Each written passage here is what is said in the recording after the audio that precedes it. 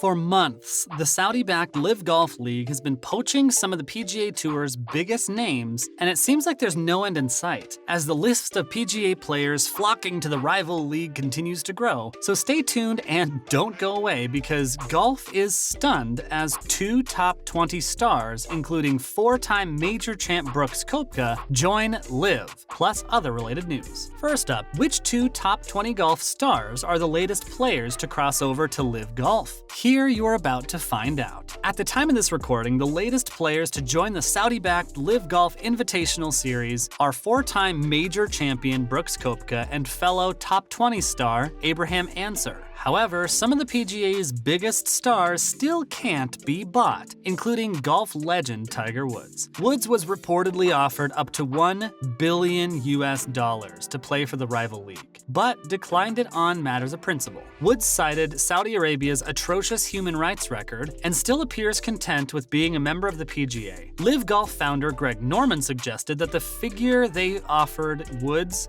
was a high nine-figure number, but he wasn't specific. Koepka, who ranked 19th in the world, joined his brother Chase and his longtime friend Dustin Johnson in what is being dubbed in the media by a rebel league. So far, at least 17 PGA Tour players who competed in the first LIV Golf tournament without a conflicting event release have been suspended. Koepka and his arch-nemesis Bryson DeChambeau and Patrick Reed recently played together in Oregon, with Koepka and Ancer in their back pocket. LIV Golf now has a total of 8 of the world's top 50 golfers. The question everyone's asking now is, will that number continue to grow? And the answer is probably. The PGA's biggest problem is competing with the Saudi Arabia's sovereign wealth fund. The Saudis have access to a seemingly endless supply of capital and are being able to offer the kind of big money contracts and prize purses that, quite frankly, the PGA Tour just cannot compete with. Next up,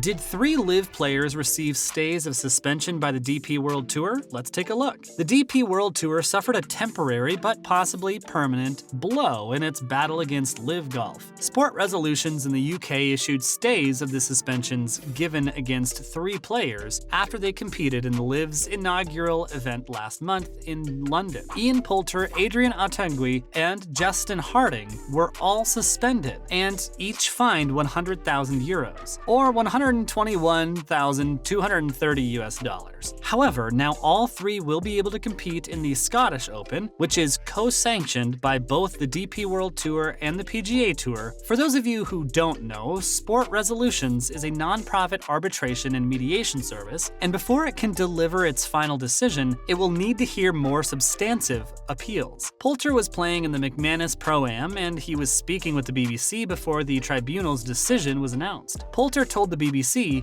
"I feel disappointed. I feel offended that obviously I'm suspended from playing golf on a tour where I've been a member for 24 years, but I've been told I can't, so it's disappointing." A total of 16 LIV players wrote a letter to the DP World Tour and asked that their fines be expunged and their suspensions lifted. Surprisingly though, the letter concluded with a somewhat menacing sentence by the players. The end of the letter read, "If not, you will leave us with no choice but to employ the various other means and methods at our disposal to rectify these wrongs." Up next, what's gonna happen as Justin Leonard tries the PGA Tour champions? Let's find out. After years of living in Colorado, Justin Leonard and his wife Amanda and their children moved to South Florida immediately after the US Open at the Country Club. Leonard worked for NBC and Golf Channel, and he recently took the opportunity to reminisce about some of the most amazing moments of his career. The winner of 12 PGA titles, including the 1997 Open Championship at Royal Troon, Leonard is eager to find out what kind of golf he can produce against some of the best golfers in the world. Leonard, a native of Texas, makes his PGA Tour champions debut at the Bridgestone Senior Players Championship in Akron, Ohio, a place where he hasn't had much success. Leonard says,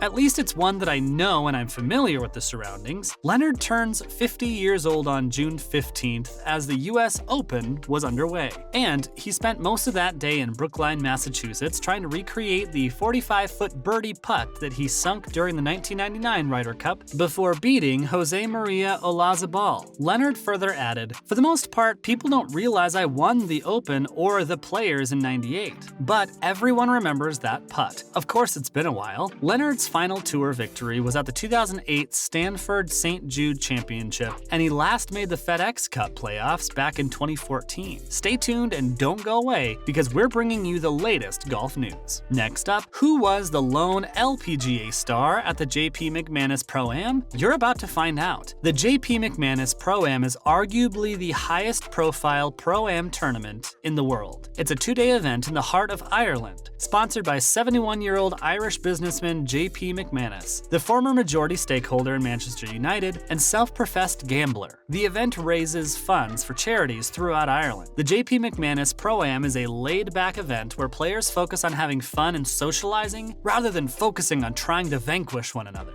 On July 4th and 5th, the field was comprised of some of the best golf talents in the world, with players such as Scottie Scheffler, Jon Rahm, Justin Thomas, Matt Fitzpatrick, Colin Morikawa, Jordan Spieth, and Ricky Fowler. There were 21 major champions at this event, including Rory McIlroy and Tiger Woods, for a total of 49 men and one lone woman. The lone woman was LPGA Tour star Leona Maguire, an Irish native and one of the most popular players in the field. Having one of the LPGA Tour's best golfers playing in such an elite event says a lot about the level of respect the LPGA now commands. Naturally, a lot of eyes were on Tiger Woods, who was seen switching back and forth between walking and using a cart. Although Woods certainly didn't play his best golf, it was clear that he was happy, energized, and having a great time. Up next, can LIV Golf coexist with other traditional golf circuits? Let's take a look. According to the Irish golfer Padraig Harrington, the Saudi-backed LIV Golf Tour can coexist with the traditional circuits. Harrington was commenting as players on both sides of the controversy are divided.